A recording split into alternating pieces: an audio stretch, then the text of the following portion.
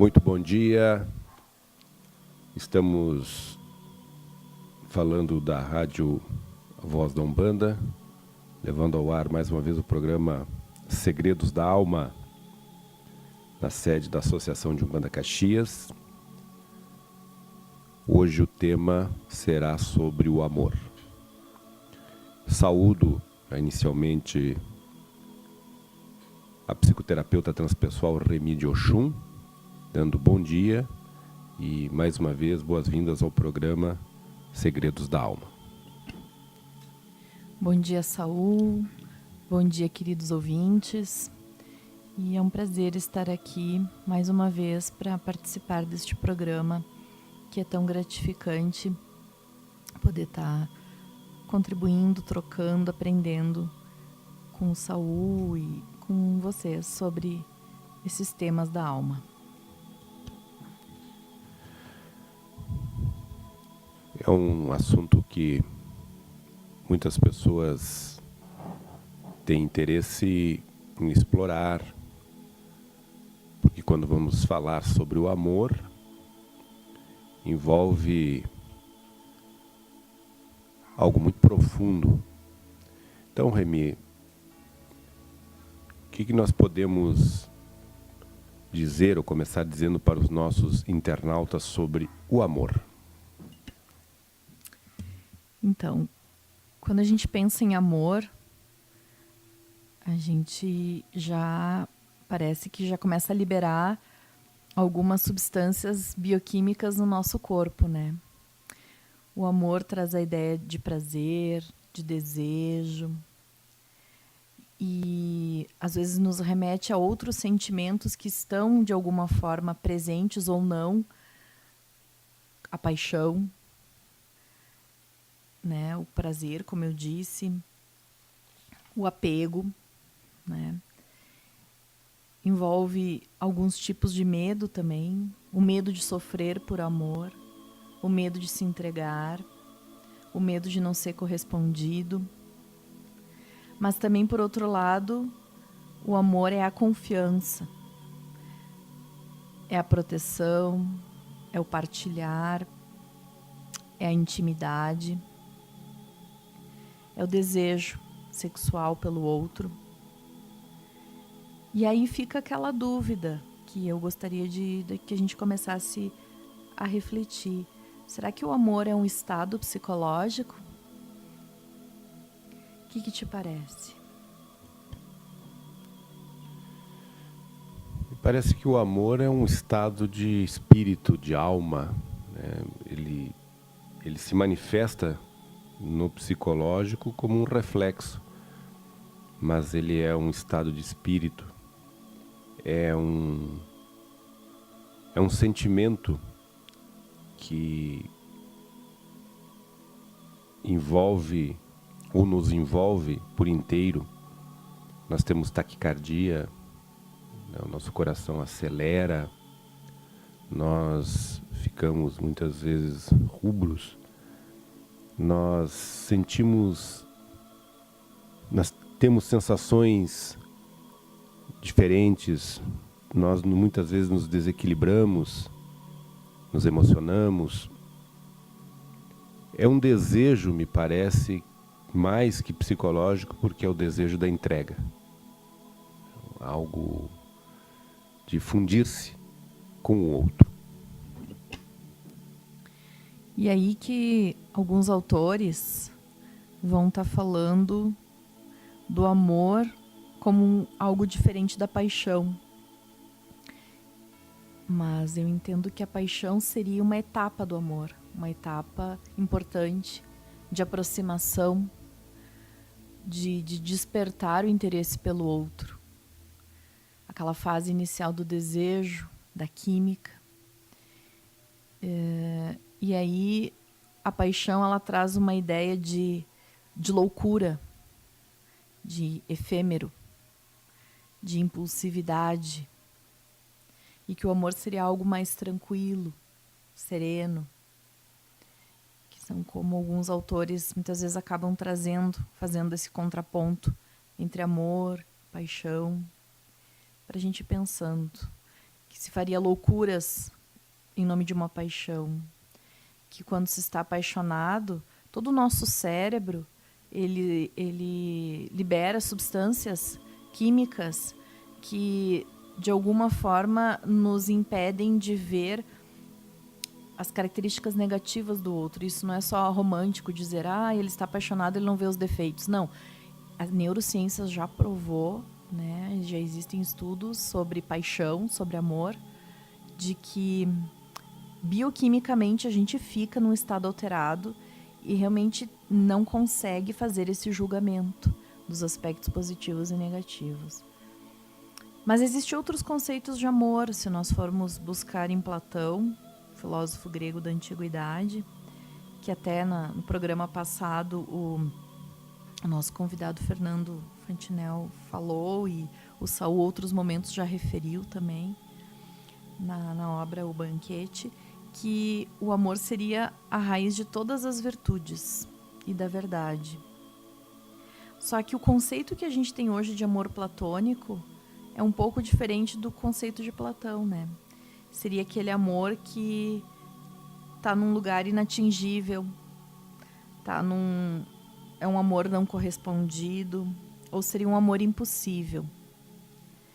Então, eu acho que essa ideia de ser a raiz de todas as virtudes, a máxima de todas as virtudes e a origem da verdade, isso já, de certa forma, Platão já estava prevendo o que depois a psicologia transpessoal vai estar trazendo e alguns outros caminhos de autoconhecimento, como o Pathwork, entre outros, vão estar dizendo que a nossa essência é de amor e que esse amor, como sendo a nossa essência, a nossa conexão com a espiritualidade, ele está dentro de nós e a gente, de alguma forma, em algum momento, tem que acessar. Que é o que a gente também já falou em alguns momentos aqui no nosso programa, de amor crístico e amor do nível do ego, do nível mais terreno, né? E eu acho que Platão, ele de alguma forma já foi buscar aquela essência do amor, né, como sendo a raiz de tudo. O que te parece nesse sentido? Me parece que sim. E segundo Paulo também, e que a gente citou, que já fizeram até música sobre o amor é um dom. E nós sofremos, enquanto seres humanos que estamos numa longa caminhada aqui no plano físico, muitas vezes por falta de amor, de dar, de receber. E o que seria dos seres humanos sem o amor? Qual é o tempero que a vida teria sem o amor? Se nós não fôssemos tocados por este sentimento ou por este dom, que graça teria a vida?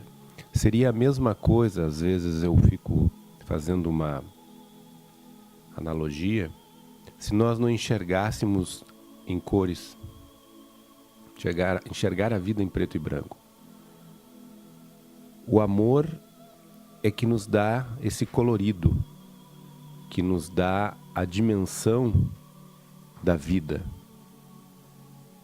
e nos dá a percepção, nos oferece a percepção de uma transcendência de algo maior do qual herdamos, que é dele, Deus, fonte genuína, primeira do amor. E nós herdamos essa capacidade de amar. E durante a caminhada do ser humano na Terra, é através do amor que Deus se revela a nós. Quando acontece o fenômeno da revelação, não é outra coisa senão o fenômeno do amor. Porque para poder se conectar com uma instância tão nobre, que é o amor, somente se tu vibrar nesta frequência e amando, tu tens a capacidade de perdoar. Então o amor é uma herança de algo muito, mas muito grande e que pode se considerar até inefável, mas que de alguma forma sinaliza em nós essa conexão, essa herança que recebemos, que Paulo coloca muito bem, o apóstolo Paulo, como um dom. E quando tu falas em Platão, eu tenho aqui, Platão nos deu o primeiro tratado filosófico do amor. Nele foram apresentados e conservados os caracteres do amor sexual. Ao mesmo tempo, tais caracteres são generalizados e sublimados.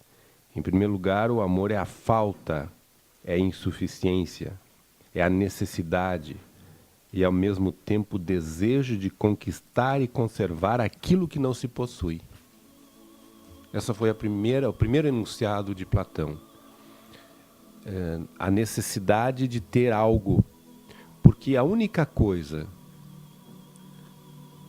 de todas que o ser humano pode experimentar, a única coisa que lhe oferece paz de espírito é o amor. E o primeiro amor que deve se manifestar é o amor a si mesmo. Não o amor egóico, mas o amor enquanto ser. O amor, ele tem tantas implicações, e isso cabe mais nesse momento a Remy transitar sobre este assunto, sobre este aspecto, sobre esse viés, porque às vezes as pessoas dizem assim, e isso é um obstáculo para o amor, eu não gosto de falar porque eu sou tímido. E a psicanálise já nos demonstra que a timidez é o grande sinalizador do orgulho. Porque a pessoa não quer cometer uma gafe para não macular o seu nobre ego. Enquanto que a pessoa que tem amor, ela é despojada dessas vaidades e se entrega. E os exemplos estão naqueles que fizeram a caminhada crística. São Francisco de Assis, por exemplo. Nós temos o próprio a figura máxima, Jesus, e aqui no Brasil, Chico Xavier pode ser considerado um exemplo de doação, de amor. Madre Teresa de Calcutá, Irmã Dulce e tantos que se entregam à vida com um olhar para o outro e não só para si, se colocando no lugar do outro. Então o amor, ele não se esgota, mas é a única fonte de vida. Porque posso ter posses, posso ter títulos, posso ter até o belo, mas sem o amor é como um mármore sem vida. Você está trazendo aspectos bem importantes, bem profundos. E no teu primeiro momento ali da tua fala, referindo até Platão, sim, eu concordo que o amor, quando a gente fala de amar a si, é descobrir também o amor à vida, né? Porque por mais triste, difícil, pesada que ela seja, é preciso que a gente encontre um sentido na vida. Não é por acaso que as coisas acontecem. E é difícil muitas vezes olhar para ela e tentar desvendar o porquê que as coisas são desse jeito. Muitas vezes até se revoltar e não aceitar. Por isso que eu disse, e naquele programa de Almas Gêmeas, quando você me perguntou, Saul, qual era o significado para mim de amor, e eu disse aceitação. Porque esse é um sentimento difícil. Aceitar as coisas como são. Aceitar a vida e conseguir amar a vida, a própria vida. Esse é um ponto bem importante. E que a gente, né, se for buscar na psicologia, um dado clínico importante, quando a pessoa perde o amor à vida, muitas vezes ela pode estar entrando num estado depressivo. Que o estado depressivo é justamente aquela coisa do que tu falaste de ver a vida preto e branco, perdeu o colorido, tudo tá cinza. aquela apatia. Então, com certeza, o amor é tudo isso que você falou, ele nos dá esse colorido, ele nos tira da apatia. E não necessariamente o amor a alguém, pode ser um amor a algo que você vai deixar, algo que você vai construir. Essa doação ao próximo que você está trazendo, também um exemplo de amor. Essa compaixão, esse exercício de empatia, de se colocar no lugar do outro. São virtudes que, de certa forma, vão vibrar na mesma energia, vão vibrar no mesmo nível do amor. São desdobramentos, aceitação, empatia, compaixão. E um outro aspecto importante que você pontuou, que eu quero reforçar, é o amor próprio, porque dos tipos de amor que existem, com certeza o amor próprio é muito importante. Ele está relacionado com a nossa autoestima. Mas não o amor próprio narcísico. Aquele que o sujeito só consegue realmente amar a si mesmo, fica preso a si mesmo, né? Preso a uma vaidade. Que ele consiga ir além dessa vaidade, porque esse não é o amor. Esse, na verdade, é um lado que não é uma expressão do amor, né? A vaidade, num sentido saudável, ela é importante dentro do componente da autoestima.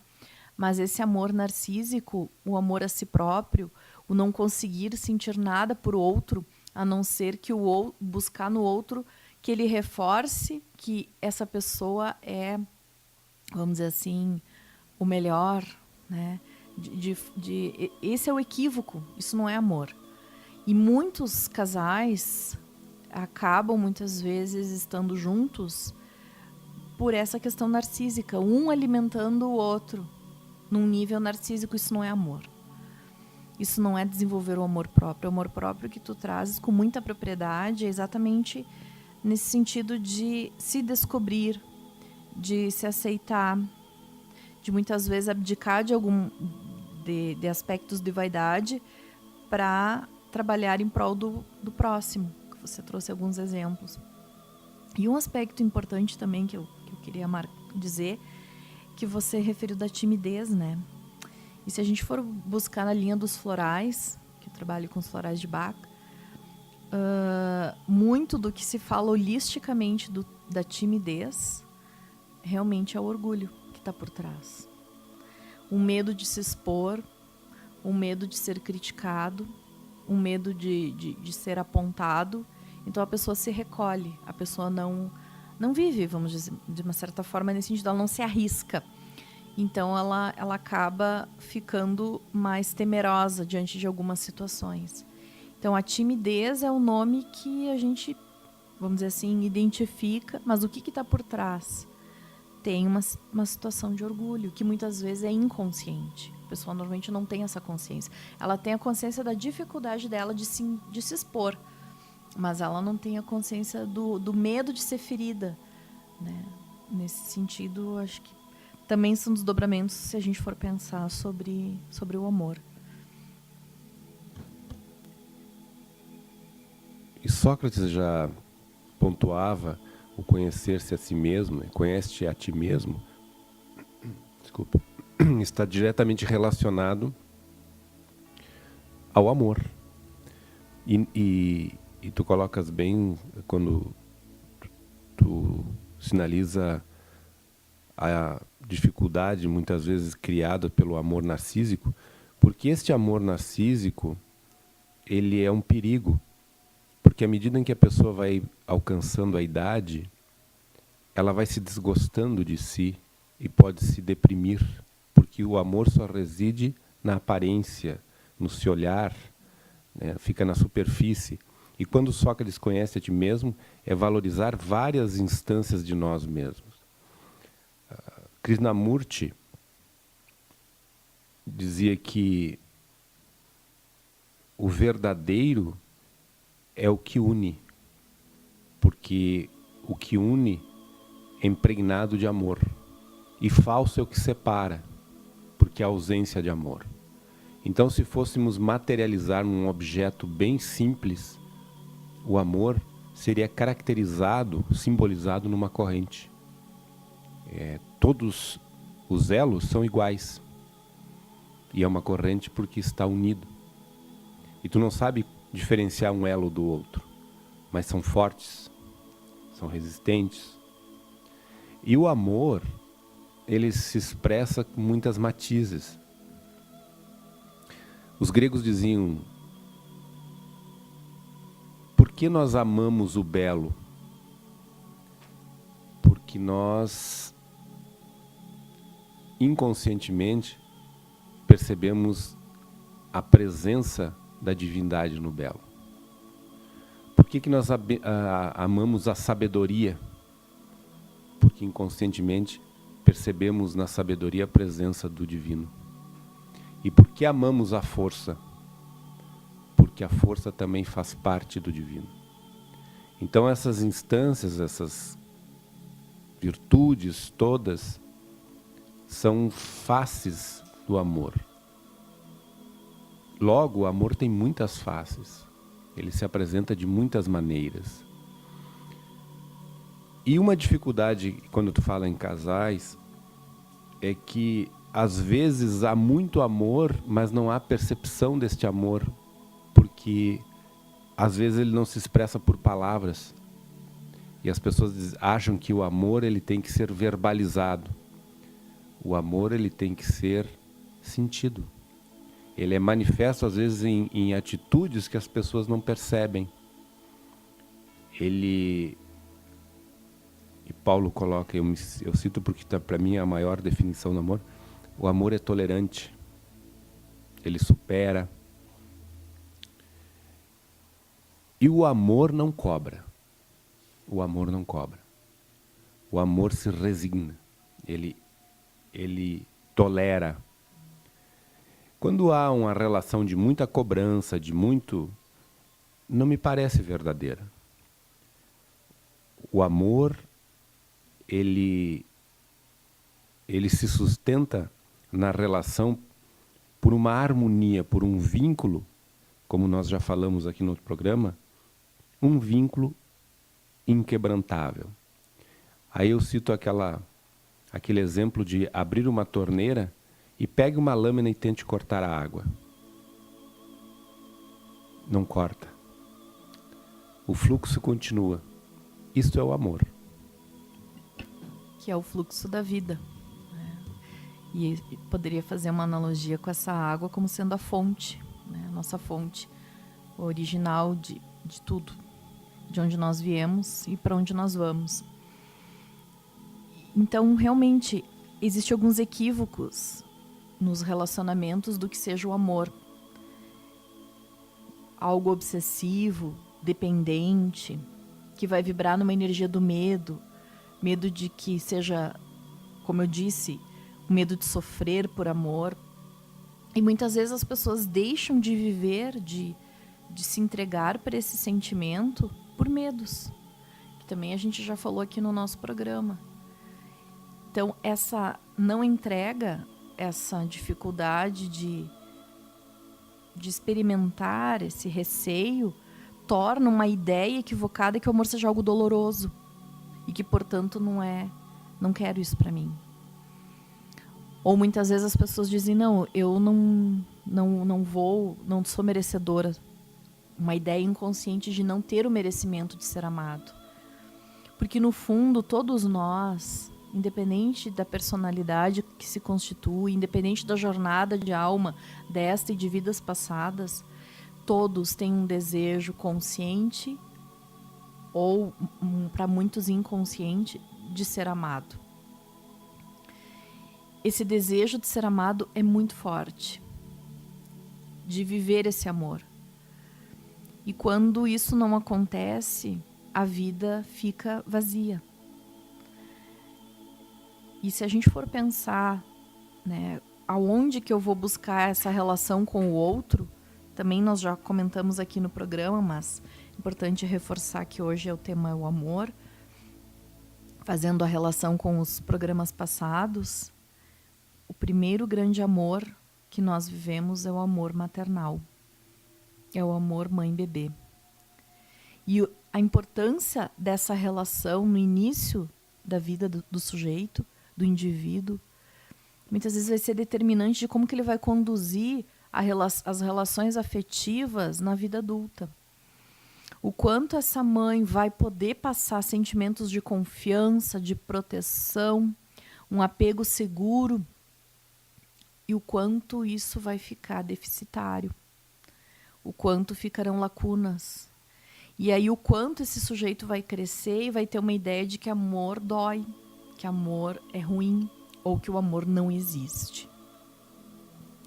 Então, até o apego, acho que é um tema que em algum momento a gente vai estar fazendo um programa sobre o apego, que eu acho que é muito importante a gente estar falando da questão do apego.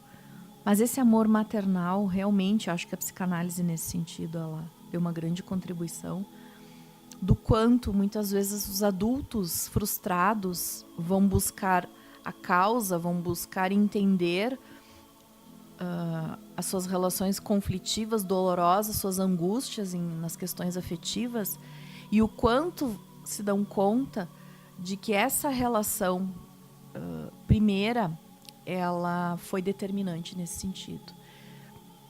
O que te parece, Saul? Perfeitamente. O seio bom de Winnicott, quer dizer, a mãe boa, né? A mãe que nutre não só pelo leite, mas pelo amor, é aquilo que ele diz do seio bom, que estrutura a criança, a psique da criança, e a afasta da psicose, porque oferece as condições necessárias para um fortalecimento daquele ser, no aspecto psicológico e também espiritual. A criança se sentindo amada, ela se sente completa, ela se sente feliz. E essa relação é uma relação que não é parasitária, ela é simbiótica, porque a mãe se sente feliz porque ela transfere o seu amor para a criança, e a criança se sente feliz porque ela se sente amada, e esse amor, ele é recíproco. Ele é a primeira manifestação de um amor verdadeiro. E um amor para toda a vida. O amor materno, ele tem um significado próprio e fundamental para a estrutura do ser humano. Aquela máxima que diz que por trás de um grande homem tem que ter uma mulher, já começa aí. A mãe. A mãe é o referencial. E eu trago também a contribuição de Santo Agostinho, que ele faz uma reflexão muito interessante. Ele diz assim: o amor a Deus e o amor ao próximo une-se. Amar a Deus significa amar o amor. Mas, segundo Agostinho, não se pode amar a Deus se não se ama quem ama. Não é amar, não é o amor que não é não se pode amar a Deus se não se amar ninguém. Nós temos que começar primeiro a exercitar entre nós. É isso que ele sinaliza, ele pontua muito bem. Nós temos que exercitar o amor entre nós para depois pensar em amar a Deus. Começa comigo mesmo, me amando. Através de mim eu amo o outro, ou os outros. E depois eu tenho condições de entender ou compreender o amor a Deus. Porque esse tu não vê. E tu só vai senti-lo, porque tu não vai precisar ver, tu não vai precisar vê-lo, mas senti-lo através do amor. E aí, aquela fala simbólica, e eu ouço muito enquanto religioso, que as pessoas vêm procurar e dizem assim: eu sou meio São Tomé, eu só acredito vendo. Mas nem a maioria nem sabe a história de São Tomé. Nem sabe por que São Tomé disse isso. E quando Tomé, o apóstolo Tomé, diz isso aos seus irmãos, ou a outros apóstolos, que quando houve a crucificação diziam que tinham visto Jesus, ele dizia que estava morto, e ele só acreditaria vendo e tocando em suas chagas. Aparece Jesus para eles e diz: então venha, Tomé. E Tomé começa num choro muito forte, se ajoelha e Jesus diz: toque nas minhas chagas. E Tomé pede perdão e Jesus: Tomé, feliz daquele que crê sem ver. Então o amor é mais ou menos isso. Tu fala em Deus, mas onde é que está Deus? No outro. Levinas dizia: eu tenho que enxergar na face do meu irmão a figura divina. Aí eu aprendo a amar. Começar comigo, através de mim eu transfiro para ti. Através de ti a gente transfere para lá. Então essa é a grande conquista humana. O amor universal. Sem isso, todas as outras conquistas são pueris, não se sustentam. E por isso que as religiões, que são formas também de expressão de espiritualidade, vão estar trazendo o amor, vão estar pregando o amor. Porque a fé é exatamente isso que você está trazendo, é a entrega. Eu vou me entregar para algo, eu vou acreditar, eu vou depositar a confiança em algo que eu não tenho certeza, não é palpável, mas eu escolho entregar, eu escolho acreditar. E o amor, como você mesmo disse, né, com muita, acho que muito bem colocado, que é o sentir, né? Não necessariamente o verbal, mas sim o sentir, né? Tanto que Damasio, que é um filósofo contemporâneo atual, ele disse que ele tem uma obra que se chama O Erro de Descartes, porque ele diz que não é penso, logo existo, é sinto, logo existo. E a psicologia cognitivo-comportamental, ela vem trazendo na terceira onda exatamente isso, que o principal não é o pensamento, mas sim as emoções.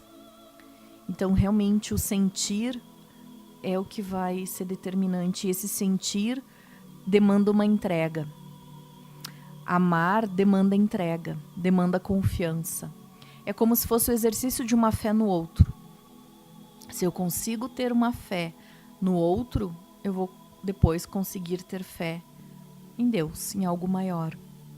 Então, o meu ceticismo, a dificuldade de crer em algo maior, muitas vezes está relacionado a isso. Essa dificuldade de entrega, essa dificuldade de se amar, de entrar em contato com esse sentimento. Porque, como nós estamos falando, termos chaves, né? Aceitação, entrega, fé, tudo está relacionado. E o quanto, num outro tipo de amor que nós vamos ter, que é o amor fraternal. O amor que vai vibrar numa energia de cumplicidade, de parceria, de querer estar com alguém, não necessariamente para uma interação sexual. Não é uma preferência física, mas é uma preferência de estar com aquela pessoa. É um estilo de amor de buscar uma parceria, uma troca. Não necessariamente carnal, como seria uma fase eros, né? Um amor eros, mas algo mais complexo, um outro tipo de troca. E esse amor fraternal, ele pode estar ou não presente, mas é importante, né, pensar sobre ele, não só nos casamentos, mas muitas vezes em relações de amizade, de trabalho, né? Ele também pode aparecer. É um tipo de amor, né, numa intensidade diferente, mas não deixa de ser uma face, um desdobramento desse amor crístico que a gente está falando. Como se fossem níveis. Né? Esse amor que tu trazes nesse momento, nesta fala, é o que Santo Tomás de Aquino diz, que amar alguém, amar também significa sofrer com este alguém quando ele não está bem. O amor, ele vivencia com muita profundidade o estado de espírito da pessoa que se ama. Se comprar, se vincula e se mantém na mesma frequência. Se está feliz, se o outro está feliz e eu estou triste, a felicidade dele vai aplacar a minha tristeza. Se eu estou feliz e ele está triste, a tristeza dele vai aplacar a minha felicidade, porque eu vou sofrer com ele. Então esse amor eu só posso estar feliz se existe amor. Do contrário, é um falso amor e é uma falsa felicidade. A pessoa que se compraz em ver o outro sofrer, há uma ausência total de amor. O amor a tudo que nos foi oferecido, que está no universo. Mas não pode ser aquele amor ao vinho, ao vício. O amor ao outro. O amor a si mesmo. Saber amar é uma arte. Não é tão fácil como se pensa. Porque é um dom. Então essas são algumas contribuições dos grandes pensadores e da grande pensadora Remy de Oxum, que está aqui. Agora vamos para o momento cultural, Remy. O que nós podemos oferecer de filme? Deve ter dezenas de filmes, mas talvez um que seja o mais apropriado para esse momento em que estamos falando aqui de amor, que estamos em comunhão. E depois eu falo sobre o livro. Muito bem. Na hora de pensar um filme para sugerir para os nossos ouvintes, num primeiro momento a gente começa a rememorar alguns filmes, né, sobre histórias de amor, amor de pai e mãe por filho, amor na fase do envelhecimento, amor diante do luto, amor não correspondido, né? Histórias de amor que nós saímos suspirando ou que nos arrancam lágrimas, amores românticos. Mas aí eu tentei trazer, e foi o filme que eu selecionei, é um filme que vai estar falando de amor, mas ele vai estar falando também das contradições das relações humanas, das fraquezas, da traição, de um amor que está mais próximo do nosso cotidiano, de um amor, vamos dizer assim, da vida real, um amor moderno. É um filme que eu diria, a palavra que me vem é perturbador, porque ele tem aspectos interessantes que eu não vou contar, vou deixar os ouvintes assistirem. Mas cada personagem, de certa forma, traz vamos dizer assim, um estereótipo do que se pode viver numa relação. E são 4 protagonistas que vão estar vivendo a história. Interpretado por grandes astros do cinema. Então, o filme que eu quero sugerir é Closer. E no Brasil ficou Closer Perto Demais. É um filme de 2004 e é com a Julia Roberts, o Jude Law, o Clive Owen e a Natalie Portman, que depois ganhou mais tarde o Oscar, né, com Cisne Negro. Então, a Julia Roberts também já, né, ganhou o Oscar. É um filme que vai estar falando disso, vai estar falando de relações. E nesse sentido, eu acho que ele nos traz essa reflexão. O que são as relações humanas? O que são as contradições? Então não vou falar muito, diferente das outras vezes que eu comentei um pouco a história. Eu não vou falar muito sobre o filme em si, mas o que ele pode provocar de reflexão. Então, encontros e desencontros, É uma história de amor madura, próximo da nossa realidade, tirando aquela ideia de casal perfeito, né? Não existe o casal perfeito. O que seria o perfeito? O perfeito é justamente o imperfeito, né? Lidar com frustrações, traições, mentiras, situações que são difíceis de se enfrentar muitas vezes para ter o equilíbrio numa relação. Eu acho que é um filme, como eu disse, perturbador, mas que de alguma forma vai estar tocando no tema de hoje, de uma forma diferente do que a gente está conversando. Enfim, nós estávamos num nível de amor crístico, elevado, mas esse filme, então, fica a sugestão: Closer, Perto Demais. E a minha indicação é um livro de Roger Cole, A Missão de Amor. O livro é um exemplo do que é a espiritualidade elevada e em sintonia com o amor em seu estado mais puro. Roger Cole é um conceituado médico australiano e descreve o processo de transição da vida terrena para um novo caminho de luz de maneira sensível, levando o leitor à reflexão sobre a vida e a morte de forma igualmente amorosa. O texto é composto por várias histórias verídicas e extremamente tocantes. O autor descreve vários casos de pacientes terminais que tiveram acesso à sua ajuda e puderam assim chegar ao fim de suas vidas com dignidade, sem sentimentos negativos, com a mágoa, a raiva e a revolta que atravessaram no processo de libertação. A obra traz também vários exercícios de meditação e resgata ainda a figura do médico humanista, preocupado não só com o corpo, mas sobretudo com a alma e os sentimentos do paciente. Então, a missão de amor, como nós falamos aqui, o amor ele tem muitas faces. Amar o trabalho, e sobretudo um trabalho que se dedica ao outro, requer amor. A psicoterapeuta tem que amar o paciente.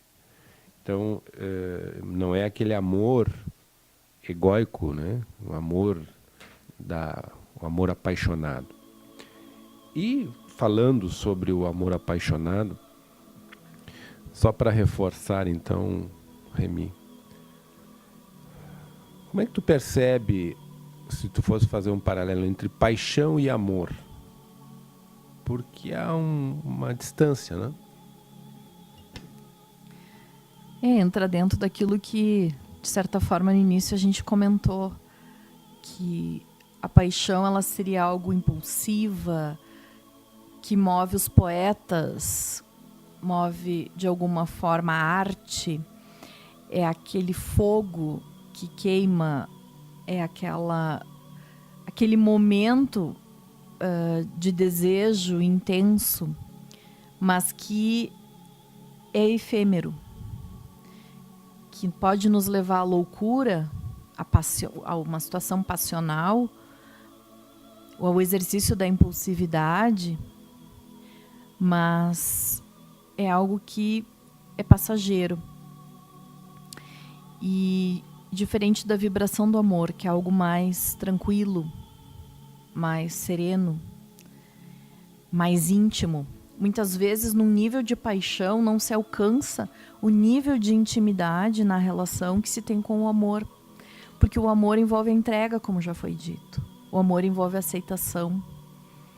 Envolve, muitas vezes, o tolerar, como também já foi dito aqui. E a paixão não. A paixão é algo mais intenso, mais avassalador. E por isso que muitas pessoas acabam não entrando na outra etapa, que a paixão é uma das etapas do amor. Quando aquela paixão ela acalma e se entraria numa outra etapa do relacionamento para ser construída, muitos casais, muitas pessoas optam por romper e buscar viver novamente, iniciar com outro sujeito, tudo de novo. Essa fase inicial, essa fase eros. Então, a paixão, ela é uma das fases do amor. E essa fase ela é marcada por atração muitas vezes só física, muitas vezes voltada exatamente para esse aspecto externo, mas essa fase ela é importante porque é ela que vai atrair os parceiros, para que depois se desdobrem em outros sentimentos. Bioquimicamente, como eu já referi, também o sujeito vai passar por algumas mudanças. Ele libera bem-estar, ele libera prazer, ele tem química, né? O cérebro está produzindo muitas substâncias, então ele está inundado de dopamina, de serotonina, de ocitocina. E aí o que acontece? Ele vicia muitas vezes nessa bioquímica. E ele quer mais. E a curva de prazer dele, ela vai ficando com picos altos. Então, quando ele vai entrar numa fase do relacionamento em que a coisa vai ficando mais tranquila, as coisas vão se encaixando, ele diz, isso é uma monotonia, que é um equívoco. É uma outra etapa do amor. E aí ele rompe. E aí ele vai buscar de novo viver aquela paixão. Então, muitas vezes, as pessoas optam por não se entregar num relacionamento. Ficar só vivendo a fase eros. E de uma para outra. Isso não é amor. É como se quando fosse desabrochar, eu corto, vou de novo. Então sim, existe um vício. A paixão, ela pode movimentar essa energia do vício. O vício por esse desejo, por essa loucura, por essa atração sexual intensa. E que eu só quero sentir isso de novo. E que quando se acalma, quando eu entraria numa outra etapa no meu relacionamento, algumas pessoas bioquimicamente estão viciadas nessa liberação de substâncias. E elas acabam indo buscar novamente. E aí a dificuldade de viver plenamente um relacionamento. Ficam pulando de galho em galho, como a gente diz, trocando o tempo todo de parceiros. E acabam não vivendo realmente o amor na sua totalidade. Então me parece que quando a gente relaciona amor e paixão, a gente também tem que olhar por esse aspecto. E até tem um texto da Marta Medeiros que ela diz que o amor é único. E que quando a gente está falando de amor entre marido e mulher, o amor só não basta. Porque, até ela diz assim, trazendo algum trecho do texto dela, o sucesso de um casamento exige mais do que declarações românticas. Entre duas pessoas que decidem dividir o mesmo teto, tem que haver muito mais que o amor. E às vezes nem necessita de um amor tão intenso. É preciso que haja, além de mais nada, respeito. Agressões zero. Disposição para ouvir argumentos alheios. Paciência. Amor só não basta. Não pode haver competição, nem comparações. Tem que ter jogo de cintura para acatar regras que não foram previamente combinadas. Tem que ter bom humor para enfrentar imprevistos, acessos de carência, infantilidades. Tem que saber levar. Amor só é pouco. Tem que haver inteligência. Um cérebro programado para enfrentar tensões pré-menstruais, rejeições, demissões inesperadas, contas para pagar. Tem que ter disciplina para educar filhos, dar exemplo, não gritar. Não adianta apenas amar. Entre casais que se unem visando a longevidade do matrimônio, tem que haver um pouco de silêncio. Amigos de infância, vida própria. Um tempo para cada um. Tem que haver confiança. Uma certa camaradagem. Às vezes fingir que não viu. Fazer de conta que não escutou. É preciso entender que união não significa necessariamente fusão e que amar solamente não basta. Entre homens e mulheres que acham que o amor é só poesia, tem que haver discernimento, pé no chão, racionalidade. Tem que saber que o amor pode ser bom, pode durar para sempre, mas que sozinho não dá conta do recado. O amor é grande, mas não é dois. é preciso convocar uma turma de sentimentos para amparar esse amor que carrega o ônus da onipotência. O amor até pode nos bastar, mas ele próprio não se basta. Um bom amor aos que já têm, um bom encontro aos que procuram e felicidade a todos nós. E assim ela encerra o texto. Então, acho que é bem isso. Num relacionamento, o amor precisa vir junto com outros sentimentos de tolerância, de entrega, de confiança, sentimentos que a gente vem pontuando aqui no programa. Mas aí é que talvez ela caia numa armadilha, porque tudo isso que ela diz está dentro do amor. Ela separa, e eu acho que ela se equivoca. Porque para ter todas essas virtudes, só pode-se ter essas virtudes quando se ama. Senão tu não toleraria. Então, tem aqui, Russell diz uma coisa muito importante. No matrimônio, é só com amor, senão não há matrimônio.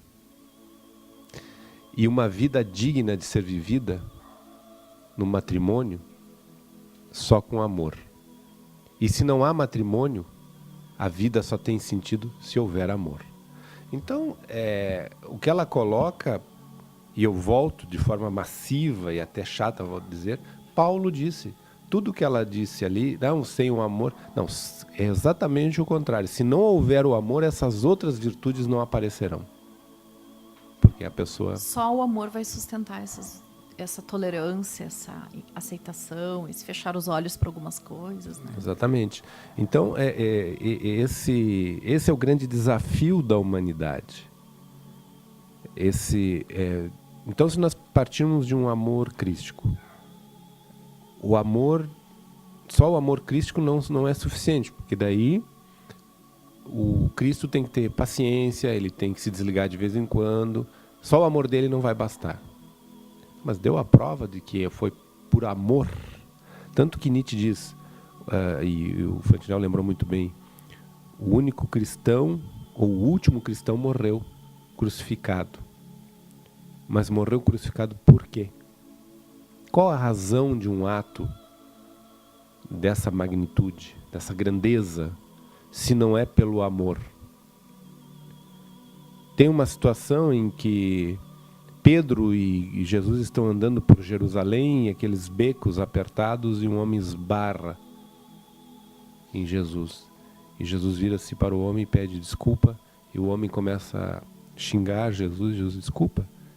E Pedro, indignado, depois que o homem sai, diz, mas mestre, ele esbarrou em ti e tu ainda pediste desculpa a ele. Diz, Pedro, cada um dá o que tem. Então é o exemplo da tolerância, da capacidade de perceber, porque na verdade esta relação que é sinalizada ali de uma forma exemplificada, melhor, de Jesus, é que ele estava olhando para uma criança. E quando nós olhamos para uma criança, nós temos que ter o que? Amor. Porque ela vai cometer alguns desatinos e não temos que ir lá espancá-la. É ter exatamente paciência, se resignar, tudo isso faz parte do amor. Então acho que a minha parente distante ali escreveu de uma forma meio estranha. Muito bem.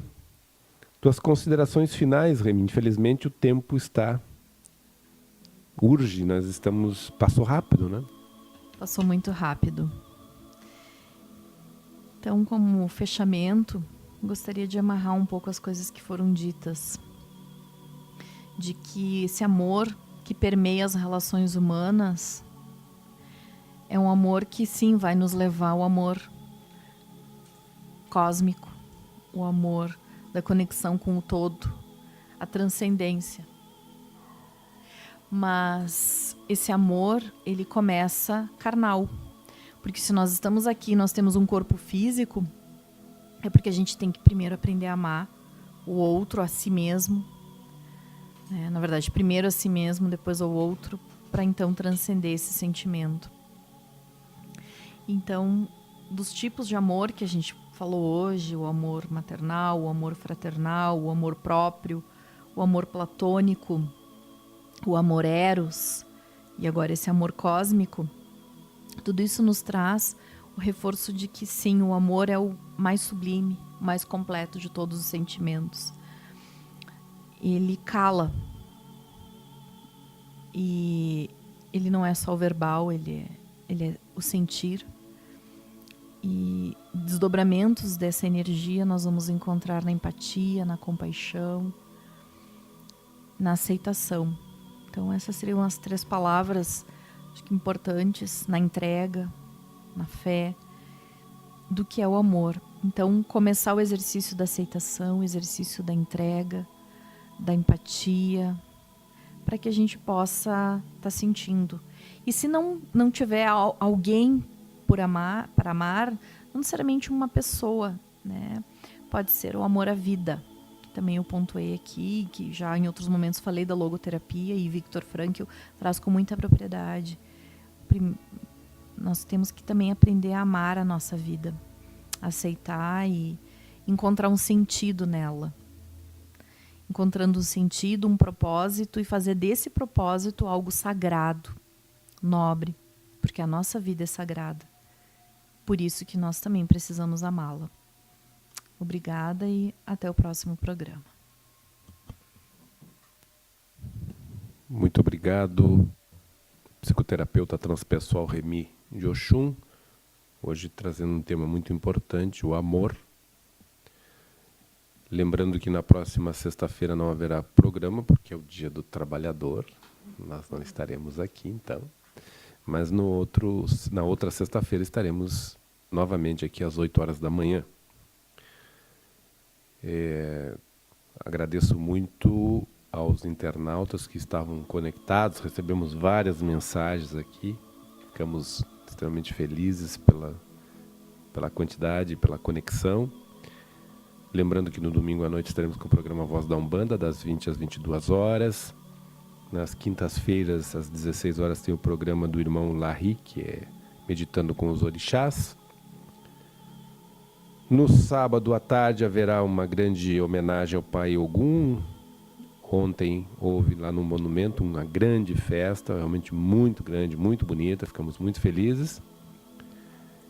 Então, me despeço e falando em amor, eu externo um forte abraço, um beijo à minha digníssima esposa Tânia Regina de Iemanjá. Desejando um bom final de semana a todos e a todas. E até sexta-feira não, até domingo agora com o programa A Voz da Umbanda. Um bom final de semana aos nossos internautas.